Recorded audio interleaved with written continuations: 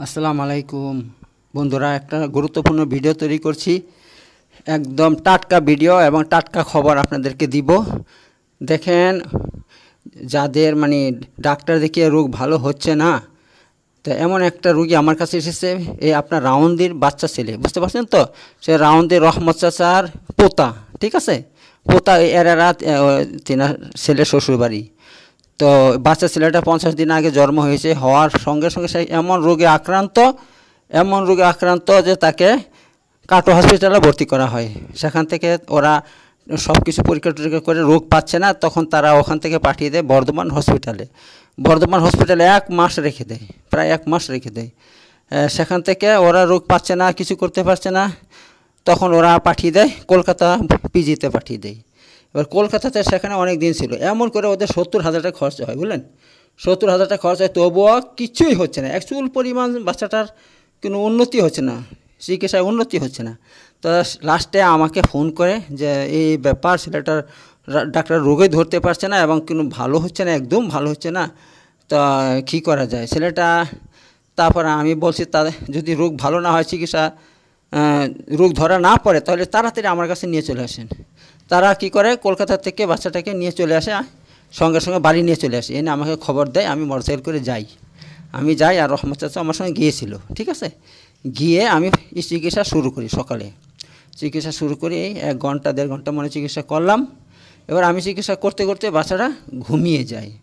আচ্ছা, এবার আমার তার মাকে সন্দেহ হইল।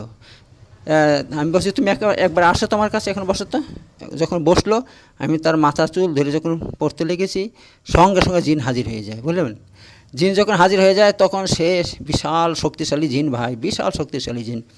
যে সে জিনকে যাই হোক আমি বললাম যে চলে যার, জীবন দ্বিতীয়বারের কাছে আসবি না, এলে কিন্তু একদমই কঠিন অবস্থা, খারাপ করে দেবো, একেবারে পুড়িয়ে দিব, জ্বালিয়ে দিব। যাই হোক, ওর কাছে জিনটাকে যখন তাড়িয়ে দিয়েছি, তারপর থেকে আলহামদুলিল্লাহ ওই জিনটা ওই বাচ্চাটাকে সবসময় দৃষ্টি দিত, ওকে ক্ষতি করতো। বাচ্চাটা এমন অবস্থা করে দিয়েছে যে মনে হচ্ছে সে বুড়ো, একেবারে বাচ্চা না, একটা বুড়ো মানুষের মতন চেহারা করে দিয়েছে একেবারে।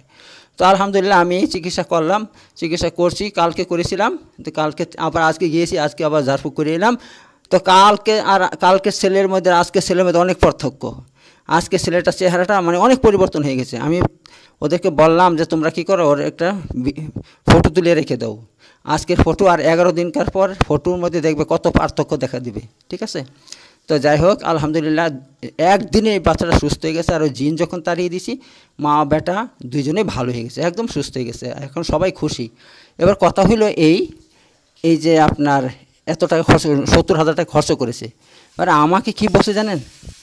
আমাকে বলছে যে কত টাকা নেবেন আপনি? আমি বলছি, আমি তো আগে বলে দিয়েছি, আমাকে 5,000 টাকা নিচে আমি রোগী ধরি না, 5,000 টাকা নিচে আমি রোগী ধরি না। এবার বাচ্চাটার 5,000 টাকা লাগবে, তো আমি ওদেরকে বলে দিচ্ছি 1 পয়সা তোমাদের কাছে আমি নিব না। ছেলেটা সম্পূর্ণ সুস্থ হয়ে যাবে, তার চেহারা মজবুত হয়ে যাবে, দেখতে সুন্দর হয়ে যাবে, হৃষ্টপুষ্ট হবে, তখন আমাকে সে টাকা দিবে। আর সেটা মাত্র 11 থেকে 15 দিনের মধ্যে এরকম ইনশাল্লাহ হয়ে যাবে। তো এবার ওর মায়ের কাছে জিন ছিল, সে জিনটা আমি ছাড়িয়েছি, তারও তো আমাকে পয়সা লাগবে। আমি বলে দিয়েছি, জিন চলে আসছে মেয়েটার মধ্যে, তখন আমি বলছি, ভাই এই দেখো, ওরও কিন্তু 5,000 টাকা লাগবে, ওর জিন ছাড়িয়ে দিব, সব ঠিক করে দেবে ইনশাল্লাহ। 5,000 টাকা তাহলে বাচ্চাটার 5,000 আর মায়ের 5,000, 10,000, আর বাড়ি বন্ধ করতে 5,000, তাহলে 15,000 টাকা লাগবে, ঠিক আছে? তো যাই হোক, আলহামদুলিল্লাহ ওরা একটু বকিলি করছিল, বলছে দেখেন আমরা গরিব মানুষ, আমরা এত টাকা কোথায় পাবো? আমি বললাম, আপনারা নিজেরা বলছেন 70,000 টাকা খরচ করেছি, হ্যাঁ, এই কাটোয়া, বর্ধমান, কলকাতা করে, তাহলে এত টাকা খরচ করছেন, অথচ সে কোনো কাজে লাগলো না, আপনার 1 পয়সা কাজে লাগেনি, সে টাকাটা একদম নদীতে চলে গেছে, হ্যাঁ, পানিতে চলে গেছে। আর আমি আপনাকে চিকিৎসা করছি, আমার চিকিৎসায় ভালো হয়েছেন, তো আমাকে দিতে আপনি এত বিরক্ত হচ্ছেন আপনি? তা আমার কম দিলে কিন্তু আমি আর জীবনে আমাকে পাবেন না। তখন লাস্টে তারা বলছে, ঠিক আছে, অসুবিধা নাই, আপনাকে 15,000 টাকা দিব, আপনি ইনশাল্লাহ চিকিৎসা ভালো করে করেন। আমি ঠিক আছে, চিকিৎসা তো করে দিছি, ছেলে সব সুস্থ হয়ে গেছে আলহামদুলিল্লাহ। তো এই ব্যাপার বন্ধুরা, যদি এমন আপনাদের কোনো রোগী থাকে যে চিকিৎসা করা সত্ত্বেও সে সুস্থ হচ্ছে না, অথবা ওষুধে কাজ করছে না, অথবা ডাক্তাররা রোগ ধরতেই পারছে না, অথচ অনেক টাকা খরচ হয়ে গেছে, আপনার অনেক টাকা খরচ হয়ে গেছে, তো এমন রোগী যদি থাকে তাহলে আপনারা ফালতু টাকা খরচ না করে আমাদের কাছে চলে আসেন। আমরা কোরআনে চিকিৎসা করি, কোরআন দিয়ে চিকিৎসা করি, আলহামদুলিল্লাহ কোরআন পড়ে ঝাড়ি, আর মাত্র আধা ঘন্টার মধ্যেই রেজাল্ট পাওয়া যায়, ঠিক আছে। আর যদি এরকম বায়ুবাতাসের রোগী হয়, জিনভূতের রোগী হয়, জাদুটোনা বানের রোগী হয়, আর এই রোগীকে যদি আপনি হসপিটালে চিকিৎসা করেন কখনো ভালো হবে না, কখনো ভালো হবে না।